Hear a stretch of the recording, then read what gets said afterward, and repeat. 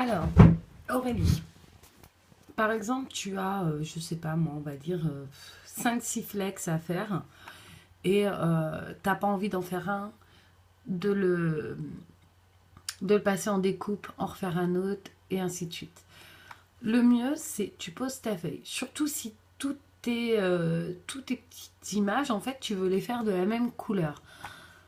Moi, je te conseille, c'est de prendre par exemple donc plusieurs flex. Hein. On va prendre un truc au hasard.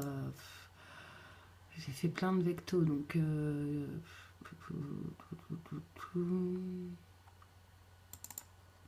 voilà. Là, c'est des yeux. J'avais trouvé sympa. Donc, ce que tu peux faire, c'est les réarranger. Tu vois, tu fais en sorte en fait que ça prenne toute la place. Tu vois, hop, tu les mets de sorte à ce que il y ait vraiment en fait que tout l'espace soit bien pris. Regarde. Tu vois là, entre les deux, il y a quand même un peu d'espace, mais pas énorme, de sorte à ce que justement tu puisses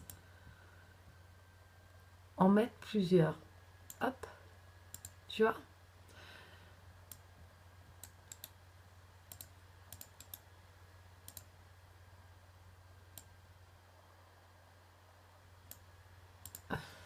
Et voilà. Bon, là c'est vite fait, mais après tu peux faire ça avec plusieurs images différentes. Récemment, j'ai fait des flex à Agnès en noir, mais j'ai sorti qu'une seule feuille. J'ai pratiquement tout fait sur la même feuille. C'est le plus simple.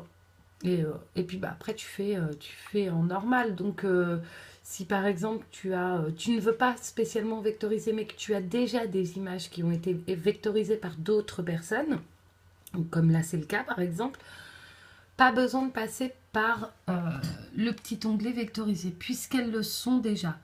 Tu vas dans les paramètres de découpe, tu choisis donc